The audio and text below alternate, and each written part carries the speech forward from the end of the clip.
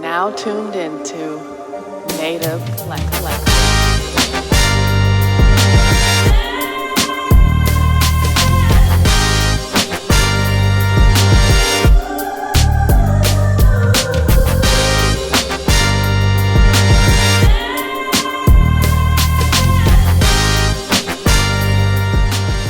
Welcome to the Legacy Blueprint podcast, where we talk to people that are not only building a blueprint of success for themselves, but they are building a long-lasting legacy for themselves and those around them.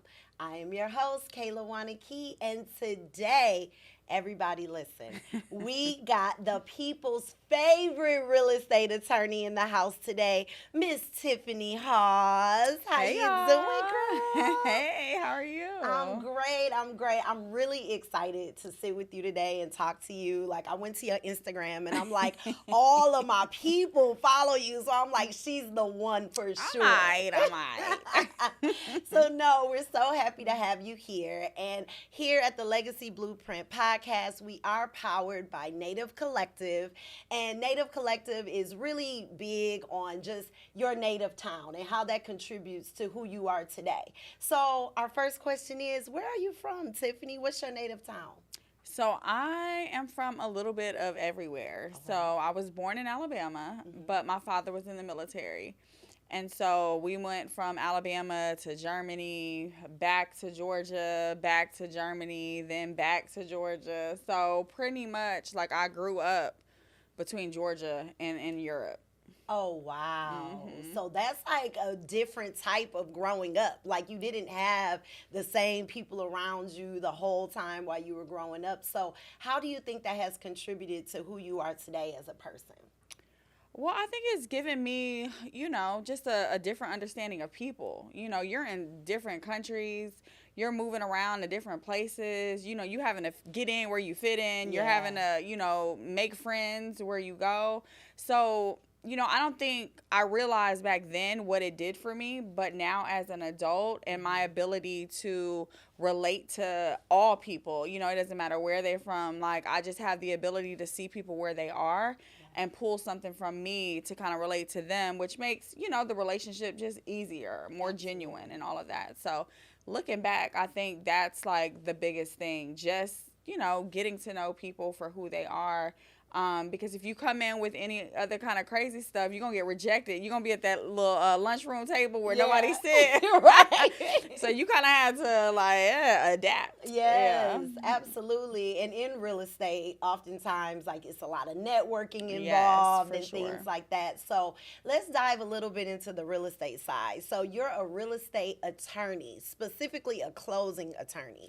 So can you tell us, what is that? So in Georgia, there's no I can practice whatever area law that I want to. So I'm not specific to just real estate.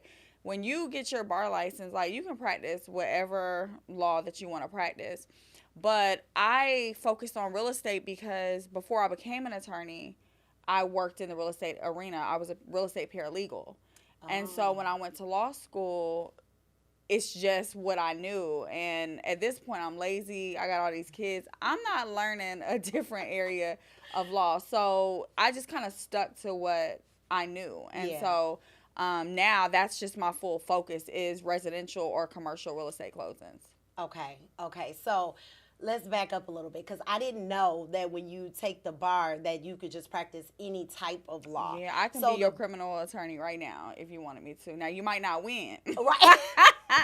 But I can be your attorney. Yes, ma'am. Oh, my gosh. And so what made you want to go into law? I know you said you were a paralegal in real estate, but what made you want to become an attorney?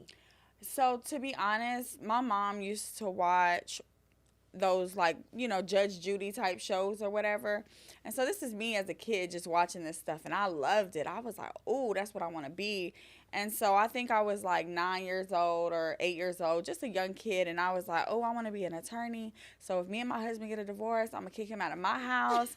And, I'm going to be able to pay all my bills, all of that stuff. And so from that point on, I really just honestly stuck with it. And so in high school, I want to be an attorney. When I got to college, it was I want to be an attorney. And I just kind of really walked that path. Okay. Mm-hmm. So you did that from the very beginning. So you went from high school to college, because I heard you mention you had kids. Mm-hmm. Did you have kids while you were in college, or? So my oldest son, I got pregnant with him my last year in college. Okay. Yeah. Okay.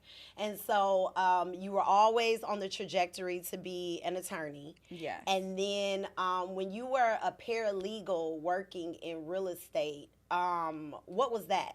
Like, can you explain what that job consists of? So, like, think about a dental hygienist. You know, you go, they do everything. And then the dentist come in, look in your mouth. Yeah. And they're like, yep, good to go, and you're done, right? So the same thing for a paralegal. They're the ones drafting all the paperwork, doing pretty much primarily everything. And the attorney is just overseeing it. Gotcha. And so, which is... It's great that it ended up turning out that way, because then I was able to learn every step of the way. So then just getting my license and being able to practice, it kind of separated me from the other attorneys, because they didn't have that groundwork. Yeah. And so they're coming in learning, you know, from the attorney perspective, but they're not drafting documents. They're not doing certain things that would really honestly make you a better attorney. Yeah. They're just kind of learning from that perspective. And so with me having all that groundwork knowledge, that's really what enabled me to open up my law firm as soon as I graduated law school. Oh, wow. Okay, Tiffani. So, hold on. Okay, so baby girl not just out here practicing. All right, she has her own law firm. Yes, ma'am. I've never worked for anybody as an attorney. Wow. Oh, my gosh. Okay, so can you tell us what that process looks like? So, you take the bar. Stress. I can Stressed only out. imagine. So, you take the bar, you get your license, and then how did you establish your own law firm? So the whole entire time I'm in law school, I'm knowing that I'm not working for nobody, because I've worked for attorneys for so long, and their attitude, and now I understand why. It wasn't that they had an attitude, it's just a lot, you know what I'm saying? But just dealing with them in that space just wasn't for me. So I knew I wanted to create my own space. So what it looked like was taking the bar, and then we don't get your results immediately. So you got to wait a few months to get your results. And during those times, just putting everything together, taking pictures for cards, making my own website. Because at this point, you know, I ain't got no money to really pay people to do stuff. So I'm doing everything on my own. And then once I did get my bar results, then it's immediate, like, go time. Website is live. You know, everything is just live at this point.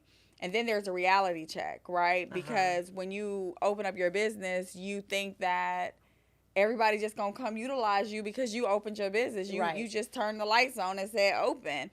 And at that point I realized, man, I don't know how to get clients. Yeah. Like, I know how to do this. You know, you give me a file, oh, I can handle it. But if I don't have no files, what am I doing? Yeah. You know, like nothing. And so there was that reality check of, okay, you can do this, but you don't have no clients. And how do you get those clients? Yeah. And so that was a process. What is that process? Because I want to know anyway just how you acquire clients in your field of what you do. But how did you establish your roster of clients? So God, you know what I'm saying? Amen. Like, definitely, he definitely steered me in the right direction, because when I opened up, my goal was, okay, I'm going to go to these real estate brokerages. I'm going to walk in, and because I'm Tiffani, because I got my cards that I did, you know, and because I got this website, they're going to use me, right? And so then I walk in and literally would be met with preferred closing attorney cards on their table. And so I'm quickly understanding, okay, there is a method to this. And me walking into these brokerages where they've already established relationships with attorneys, this ain't it. This is not going to get me where I need to be.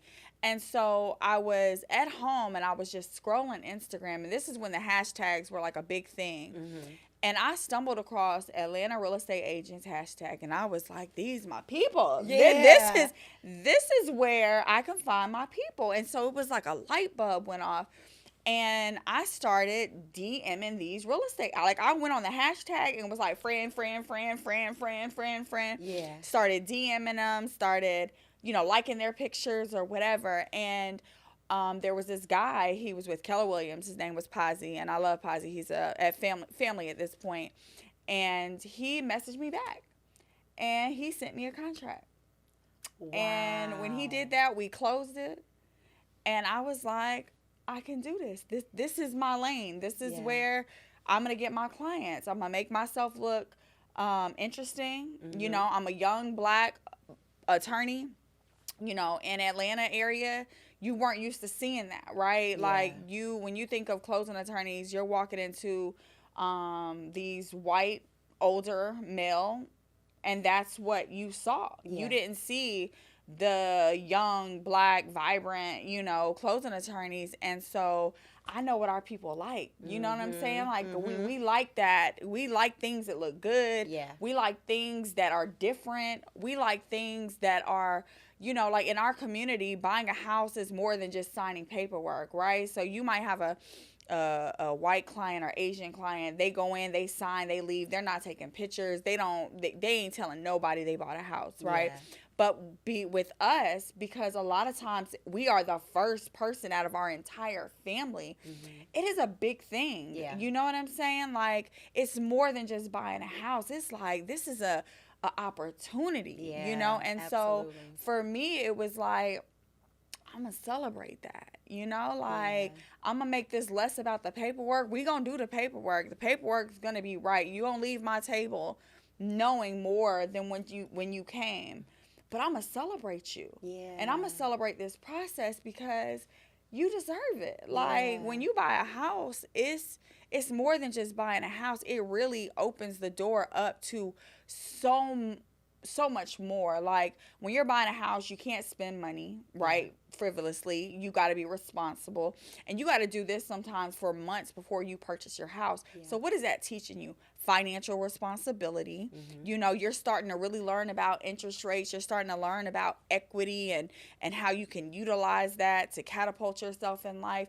And so it's really opening the doors for that long-term wealth that you hear all the time, right? And it becomes like that's what people just saying. But no, it's a reality. Like, how I've gotten to where I've gotten is not just me being an attorney. It's because I bought that first house. And that first house, now, I mean, like right now, we bought that house for like $90,000. It was like a 2-bedroom townhome. And we bought it for $90,000. Our mortgage was $650. Now it's worth probably like $175. Wow. We rent it out, and you know how people have college funds for their kids or whatever. We don't have that college fund. We got this house. And so when you graduate high school, you can do 3 things. You can keep it, rent it out. You can sell it, get the money, invest it in a business that you really want to do, or you can go move into it mortgage free. You know what I'm saying? And so that's establishing a already new way of life for my son, something that me or my husband didn't have. So absolutely, real estate is where it's at. No, really. And I love how you broke that down, because I think ultimately when we think about buying a home, we just think about having something nice that we own. But we don't think about all the different ways that we could utilize that property for our legacy, for the blueprint, for them to be able to start becoming entrepreneurs or self-sufficient in business, knowing that I can do all these different things. Like, I love that. Oh, yeah. It's when you think about it, when you really put it in perspective, if you have a mortgage and you've been paying it on time, if you're trying to go get other credit or different things like that, and they see that on your credit, you're already up here. You know what I'm saying? If you keep that mortgage for a while, and maybe you don't want to sell your house, but you need access to that money, you can go and get an equity line, right? And that equity line, let's say you pull out $50,000, and let's say right now you only need 10. Well, your payment is only based on the interest on the 10. You're not paying interest on the whole full 50,000, right? You're only paying for what you're actually utilizing. And that's the cheapest money you're going to get, because it's going to be substantiated by that house. And so your interest rate's going to be lower. It's going to be the cheapest money you're going to get. If you go get a bank loan that's unsecured, your interest rate's going to be high, and they're only going to give you $5,000. They ain't going to give you, they ain't going to trust you with a lot of money, right? Especially if you're a new business or whatever. But borrow against your house, that's your money.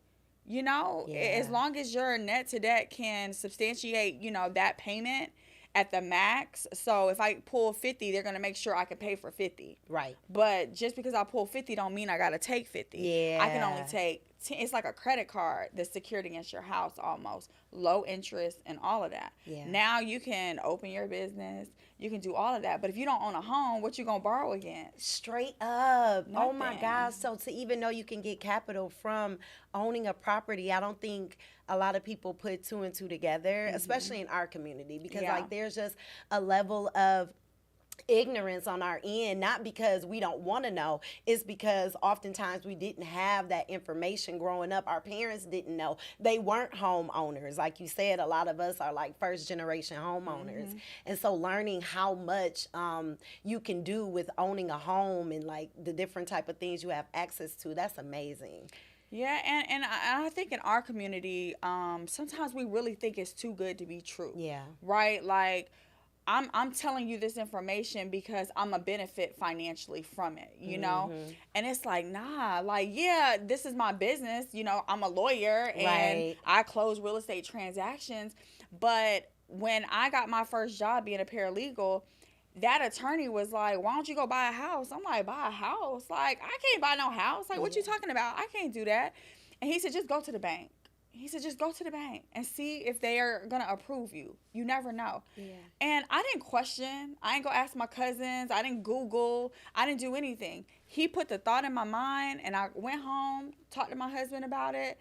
He wasn't my husband at that time. We were just boyfriend and girlfriend. Talked to Jeff about it at that time. And we went to Bank of America the next day.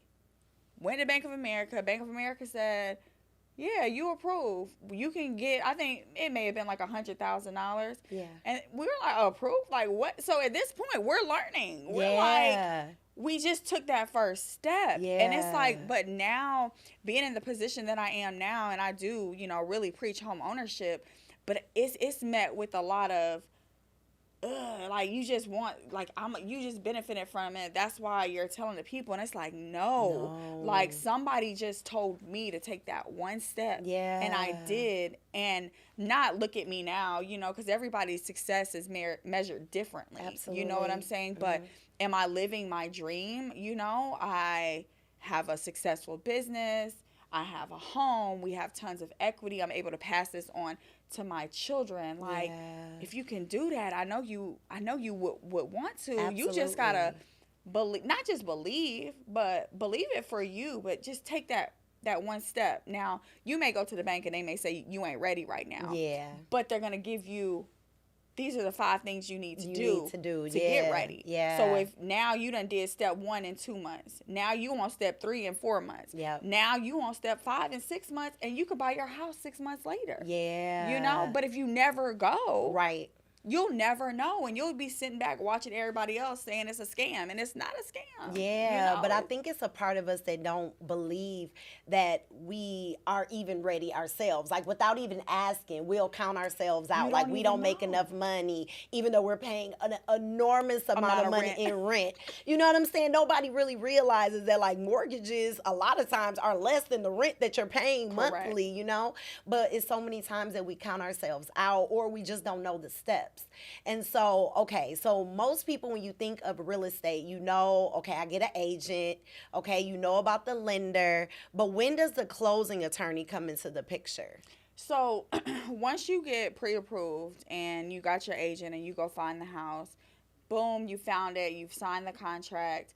So in the state of Georgia, you have to close in front of a licensed Georgia attorney.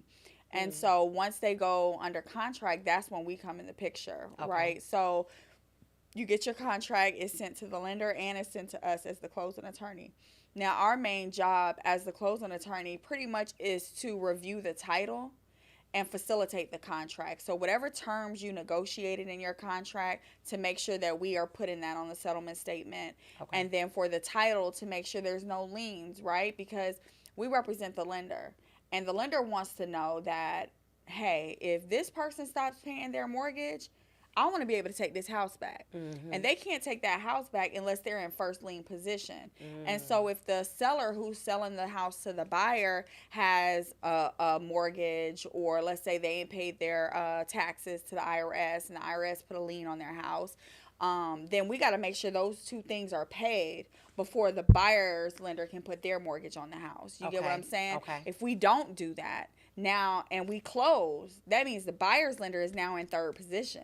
So if they ever had to foreclose, they got to go through position 2 before they can ever get money, and there ain't gonna be no more money after position 1 and position 2. So that's our main job. And although we're representing the lender, the buyer benefits from that representation, because again, we're making sure that they're buying a property that's free and clear of all liens. And that's where we really come in the picture. We're kind of in the background, you know. So you're hand in hand with the lender. We're hand in hand. We are working we work for them. Okay. And so we are working in the background the whole time, getting them what they need and the requirements that they have. And then once all of that is settled, and they issue a clear to close, meaning like, we're good, this buyer is good, they can close on their house, then they send us the documents, and then we have that formal closing, you know, where the buyer, seller, us are here, and, you know, we're doing a little celebrating and kicking a little knowledge to the buyers and to the sellers, and then once they close, that's it.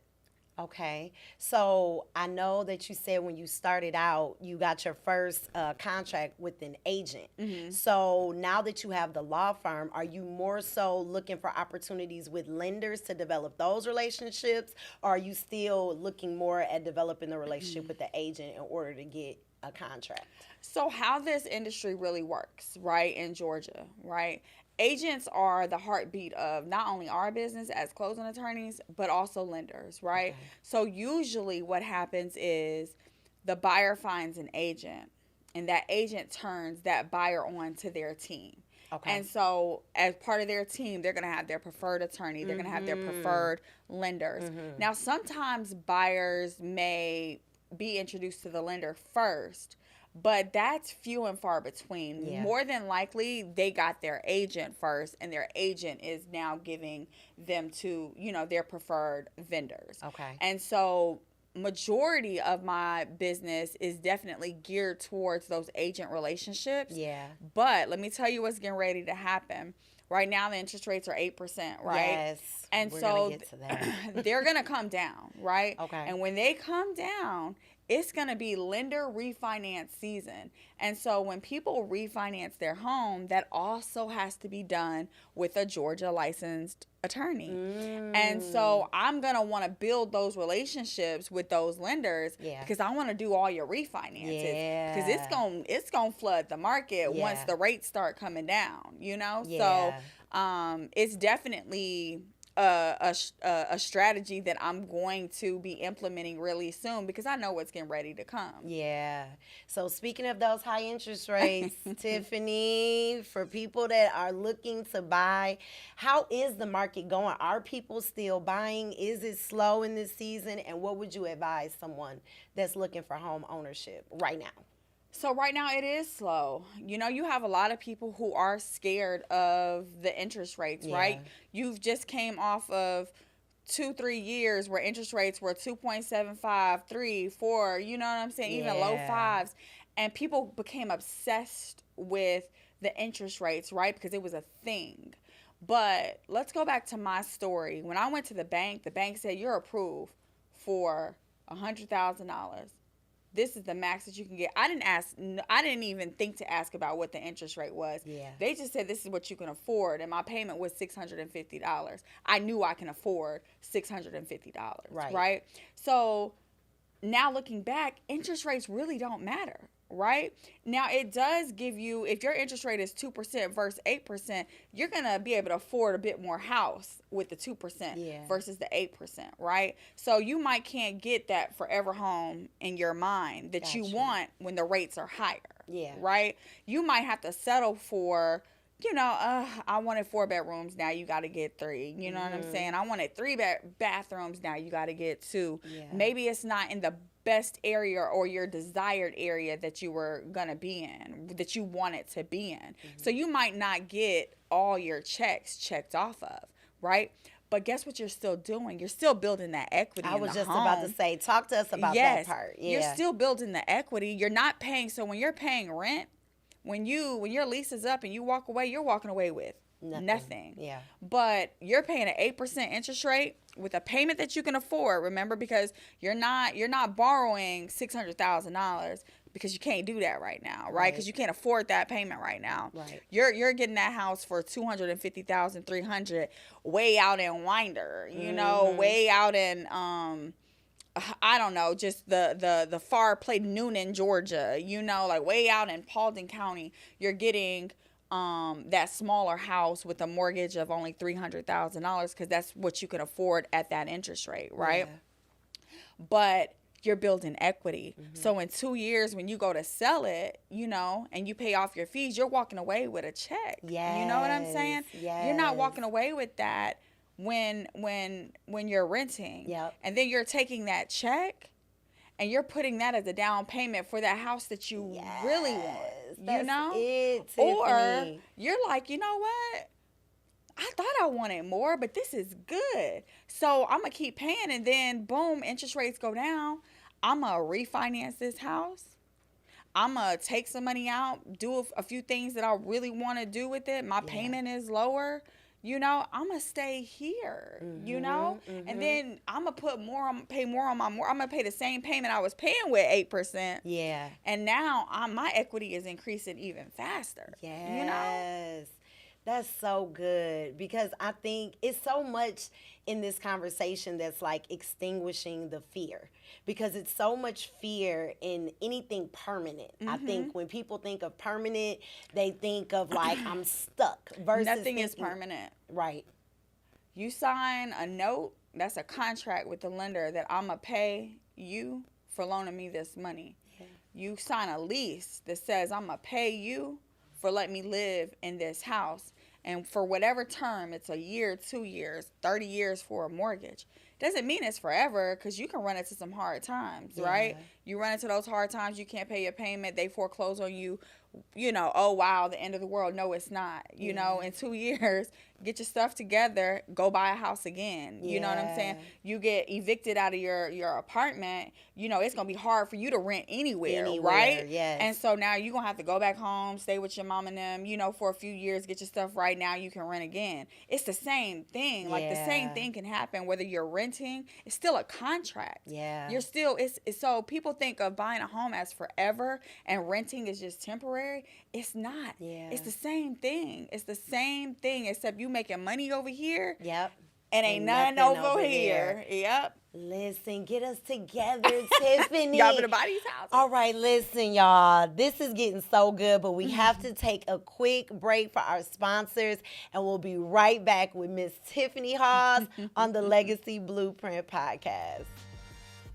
Hey, I'm Win Sardin, and I'm excited to be a part of Native Collective Digital Membership Waitlist, where I'm tapping into a range of resources and connecting with professionals.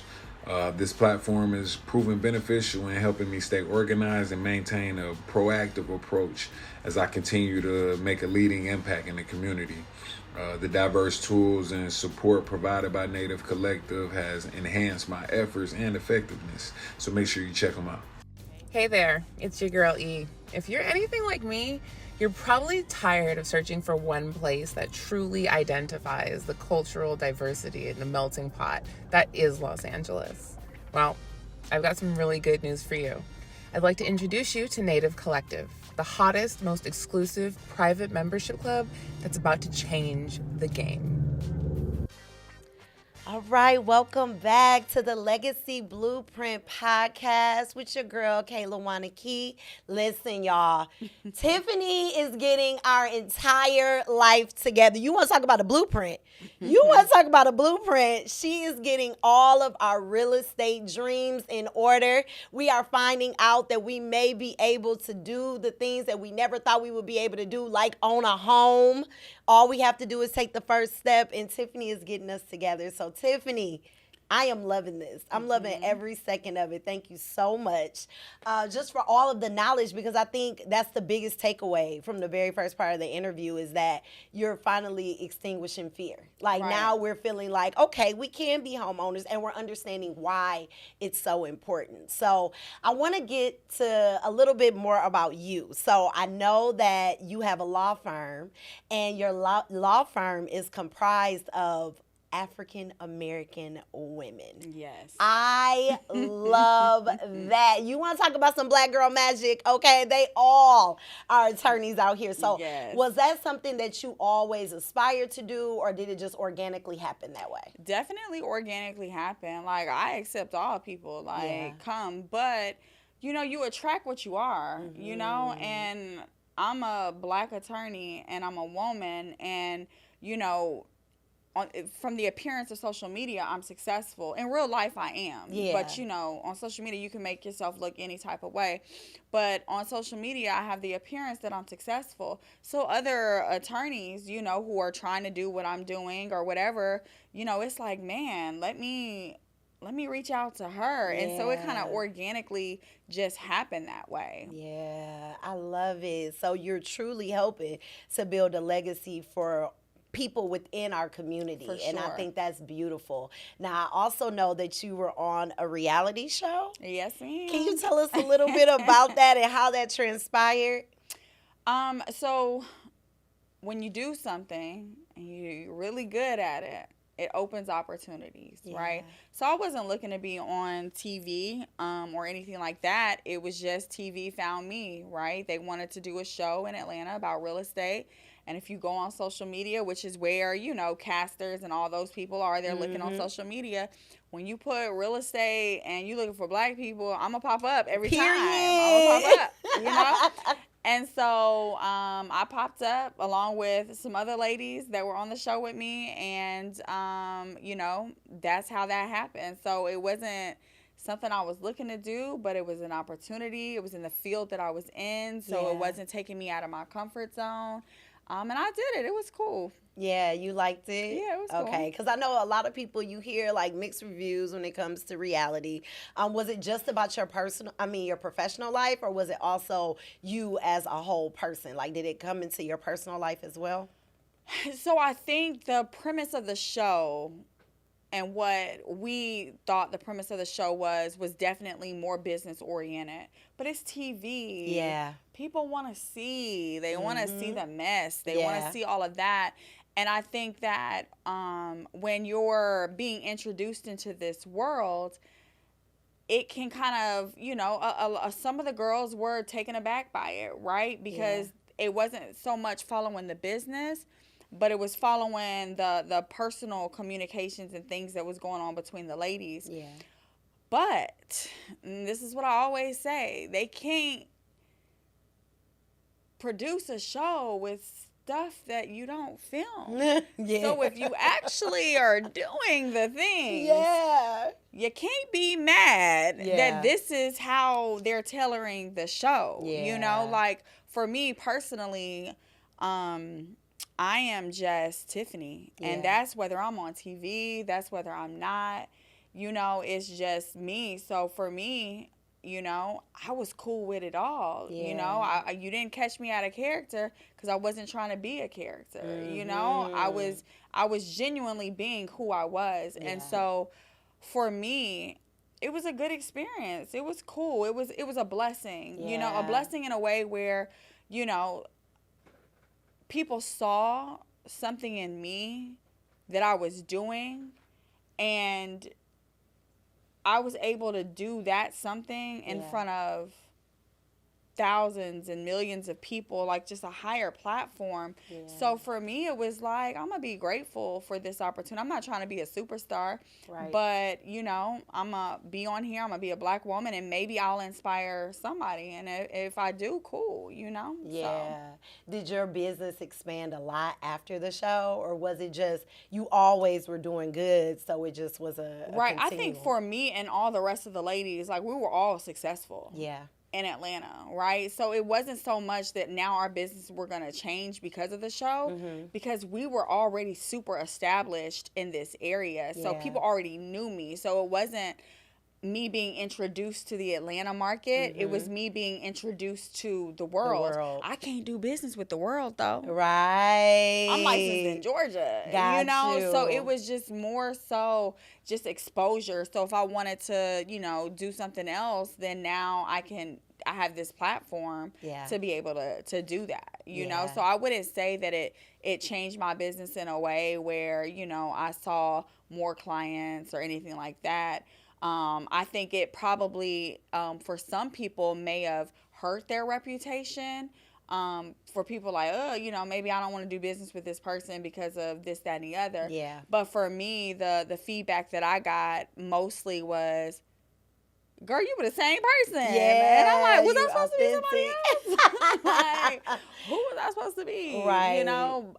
But playing the TV game now, if our show got extended or whatever, like now what this TV game is. And so you might have to, sprinkle a little spice or whatever to get that more exposure. You know what Yeah. I'm saying? So with reality TV, it's a game, and you Absolutely. can play the game, and be that, Nene Leakes of Real Housewives, you know what Right. I'm saying? Or Kimmy of the reality show in Huntsville, Alabama. She's more like me, cool. And then you have the other characters who are getting more exposure because they're given that spice, that Absolutely. stuff that people, really want to be entertained by. Is you that know? important to you, or is it more authenticity important? Or now that you know the game, it's like, hey, let me give a little extra on top of who I am so that I can get more exposure. No, authenticity definitely matters more to me. I'm gonna be real, Yeah. and that realness, it will relate to the people who need that, like, and you need that person on a reality show. You Absolutely. need that person where people can, you need the Relate. mess too, But for me, like, coming off that show, like I said, the one thing people were like, man, I can relate to you.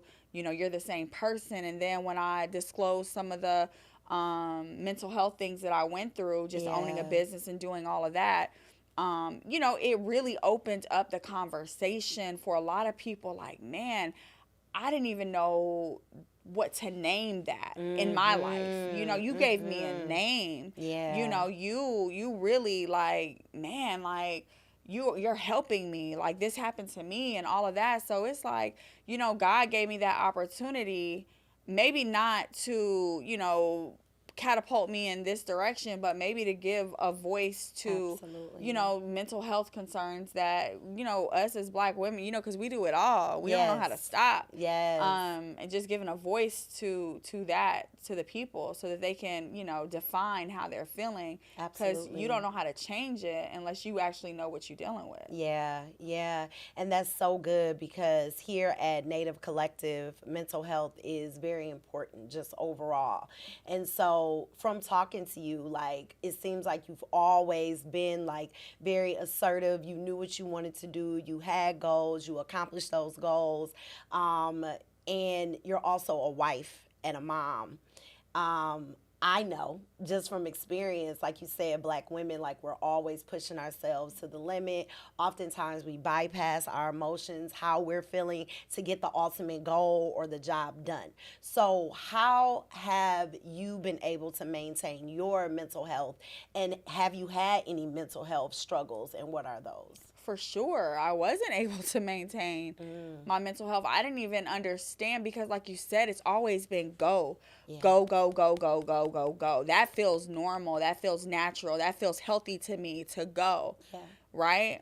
It's not until, like, that feeling gets you to the point where you can't think for yourself or do anything. Like, you're just mentally incapacitated when you realize that, man, none of this has been healthy this entire time. It's just getting it done. I gotta get it done. I gotta go to law school. Yeah. I gotta do this. I gotta put my kids in this. I gotta do this. I gotta do this. Until it got to a point where I couldn't do nothing. Like, my mental just pretty much shut down. What was that breaking point? It If you don't was mind sharing. coming out of COVID.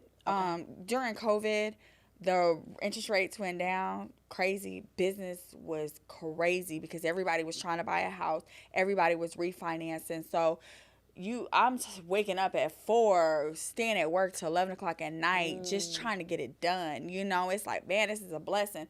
Lord, rain down on me. I got a bucket and I'm just catching all of this money. Yeah. But at the same time, I'm not sleeping. I'm not eating well. I'm not taking care of myself. I remember leaving work, rushing to get to my son's game, not even remember how I got there. Then I go to his game and I couldn't even remember where I parked. I was like, where?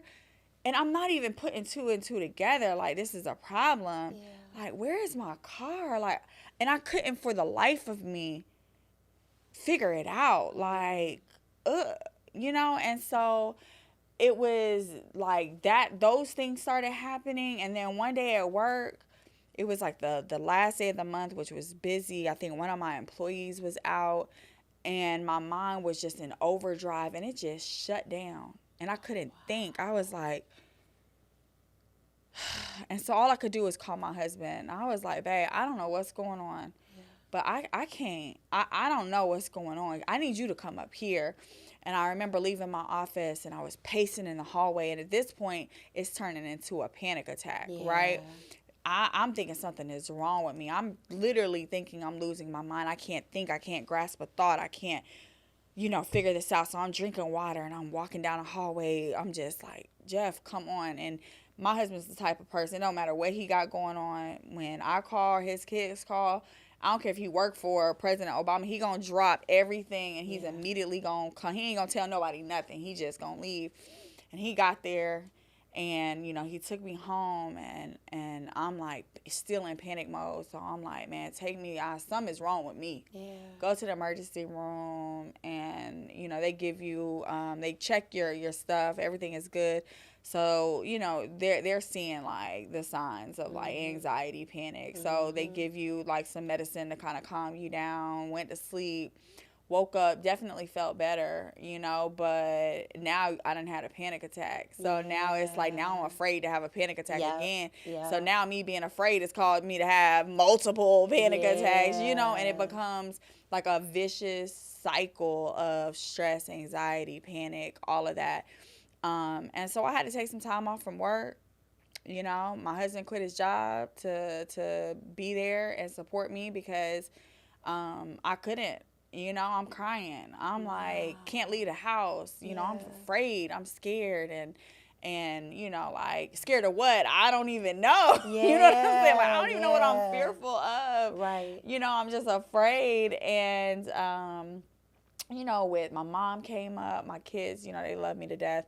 And, but, I'm a person that when something happens, give me the blueprint. Yeah. I'm going to follow it, So I talked to a therapist. Yeah. She gave me the blueprint. And she said, you need to do this. Yeah. And this therapist actually worked with medical doctors. So it was like, you need to get 9 hours of sleep. You need to work out. You need to remove all sugar, caffeine from your life. And if you give me a blueprint, I'm going to follow it. Yeah. Like, I'm not one of those people that's like, oh, nah, that ain't going to work. Nope. I'm going to try it. I'm going to do exactly what you say to do. Yeah.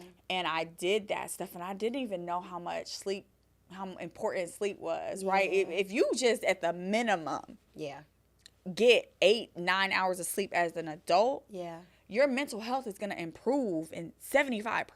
Wow. Because sleep, we need, how people, say, sleep is for, when you die. Yes. Like, no, you gonna die because you're not getting the rest that you need. Say it again, Tiffani. If you're not getting the rest that you need, that's going to create an earlier grave for you. That's right. You know what I'm saying? You need your sleep. And just all the things that, they told me to do, I did them. And, like, within 2 months, I was feeling better, and I'm afraid to take medicine. So, at first they were like, well, take this medicine, until you get over the hump. Yeah. And I'm like, you got to give me everything else to do before I take medicine. Yeah. And they did, and they told me to run 13 miles a week. I'm on my treadmill. I'm running, like, because the dopamine that you get from exercising, it may not it may take 3 months for you to really start feeling it. I was like, well, I'm gonna have to wait these 3 months, but I'm gonna do it every day. And I did it. And you know, as things started calming down with my body and my nervous system, I started taking care of myself. I started feeling better. That's incredible. That's incredible, just the journey of that, because I think most of our listeners, both male and female, will be able to relate to that, because we live in a grind culture. Like, work harder, you don't need to sleep, you need to just grind it out. Like, that's what we're all taught to do, and we're literally wearing our bodies out. Like, I've heard so many women specific that have talked about having that moment of just a full on, like, attack, like an anxiety attack or a panic attack, because they just got to a point that it was just too much, but they never knew it because they were just in autopilot. Used to going. Yeah, you're used to doing it. Just moving. And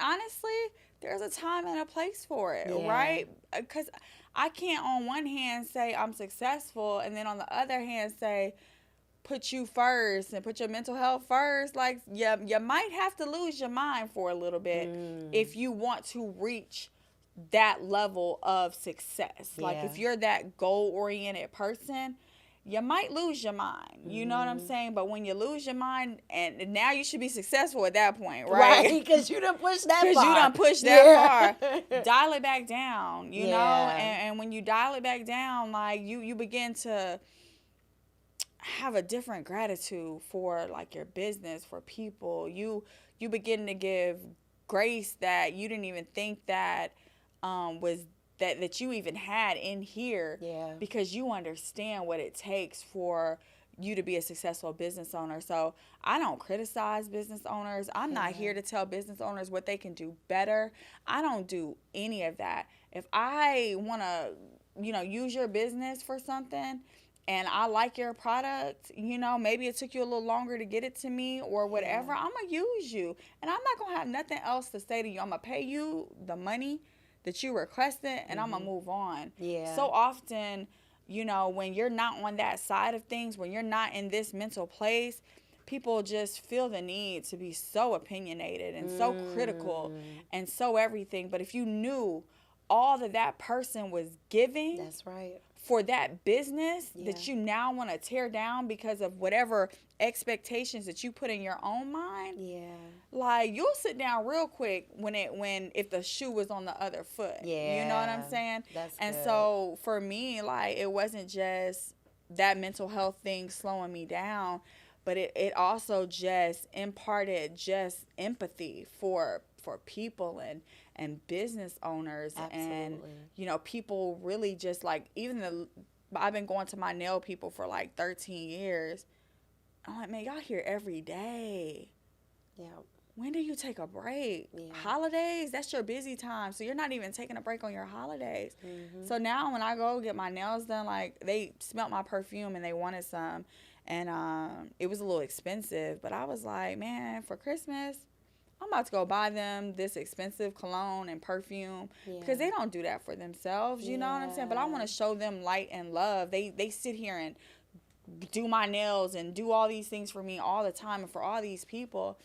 I might have to wait sometimes, but it's like, nah, it's cool. You know, like, I appreciate y'all. I appreciate what you're doing and the work, you know, that you're doing, you know. Like, one time my eyebrow got a little burnt. She's so sorry. Girl, it's fine. Like, I'm going to put a little Vaseline on this. And I'm going to see you in 2 weeks. It's not like, ain't no way. Ain't. You know, I'm coming to your business. Like, nah, man, you work too hard. And you've been servicing me for too long for me to have even one critique on that. You know what I'm saying? Like, nah, it's good. It'll heal. I'll be back. See you in 2 weeks. So do you think the old Tiffani, prior to you having that moment of, you know, overwhelmed and being able to look at all that you have done and all that you've had to put into your business, before that moment, were you still this type of empathetic person? Yeah, I'm an empath. Okay. And so, but that empath, what I would do was, if I was mad or angry about something, I would just like internalize it, and then I would come home and be irritated, like with my family or my kids, you know what I'm saying, with my husband, whatever, like, you know, people close to you or whatever. And so what that mental health stuff did teach me, it just slowed me down. It just kind of puts things in perspective. Right. And so now, instead of getting angry about it, it's just like, man, you probably had a bad day. You know, I'm not even going to internalize what's going on with you. Yeah. I'm going to just realize that you going through it. Yeah. And so that's why you're reacting the way that you're reacting. And you ain't got the level of coping skills that I've been blessed to be able to get, you know, from my therapist and from doing all these things. You know, so I'm going to pray for your journey. Yeah. Before I would internalize it, like, angry. Absolutely. You know what I'm saying? Yeah. So that's helping to keep your mental health in a more peaceful state, because you choose peace. Yeah. Versus just like, you know, giving in to whatever the situation is. Yeah. Take a pause. If I'm mad, why you mad? Yeah. Let's not respond right now. You ain't in a space where you can respond right now. So we're just going to hold that response. Because once them emotions die down, then you be like, man, it ain't even worth it. Like, why was I mad? You know, like whatever. So just the power in the pause, power in breathing, power in just taking a step back, power in being empathetic, you know, being... you know, we throw around grace so much, but man, it's for real. Like, you need it. Yeah, everybody. Yeah, seriously. So, okay, I know we're coming close to the end of the interview, but there's a question that we ask every single guest that comes onto the Legacy Blueprint podcast. And that question is, and I'm very curious to find out what your answer is. Okay, so I want to know, if you were to win the $1 billion Powerball, what would you do? Disappear. I don't know. It would be such a gift. I don't know. Like, I'm going to say, like, I'm shutting down. I'm putting the notices on the doors. I'm giving my employees money. Like, peace out. But, like, I'm a worker. Like, I like working. I like my mind, you know, being stimulated, you know. So I feel like I definitely wouldn't continue with my law practice because you just deal with so many people, you know, and attitudes and different things. But I would definitely probably just find ways to just help people, you know. Like, if I can give everybody peace, you know, like, if I ran for office, oh my God, like political office, people would hate me because I'm just like, I don't need all this money, you know? Like, I need money to pay my bills and to be happy and be able to do whatever I want to do. But I don't have to have an abundance of money that I can't do nothing with. Yeah. But I know that there's people who don't have that. And so I would just like really just, I'll give most of that money away. I'll be a blessing to people. Now, I'm definitely going to keep some where I ain't got to work every day. Absolutely. You know? Like, I ain't giving everything away, but I'll just want to be like just a light for people, you know, like just being a blessing for somebody who feels like I'm at that place where I want to give up, or they're at that place where they feel like nothing's ever going to happen for me. Yeah. And then they get that thing, and then it's like things turn around for them. Mm-hmm. Like, because I really truly believe that we can be whoever we want to be, especially with the internet. Yeah. You know what I'm saying? You can get whatever you want to get. Like, it's not for them. Like, it really is for you. You just really got to believe it. Yeah. You got to have that plan, and then you got to execute step by step. And sometimes people feel like it's just so much. But don't look at the bigger picture. Look at those smaller steps. And then at some point, you're going to look up, and you're going to be Tiffani on a podcast or on a television show telling people, you know, like, you got a successful law practice. Yes, yes. Tiffani, this was so good. This was so good. Like, we learned more than just about real estate. We learned so many practical tools just for application in life, in building our own legacy, our own blueprint. Like what you just said, as far as like having the plan, like envisioning it, believing that it can be you, and following it. Like really executing and believing that if I do these steps, then I can be whatever I wanna envision. be. Correct. Absolutely, absolutely. Thank you, Tiffani. No problem. This Thank was you for so having me. good. It was. Listen, easy. y'all. Listen. Tiffani is my new best friend. She about to get me together. And I'm so happy that you all were able to join us here on the Legacy Blueprint podcast. Be sure to subscribe to Native Collective on YouTube or wherever you stream your podcast. And we will see you on our next episode. Thanks for having me. Native Collective.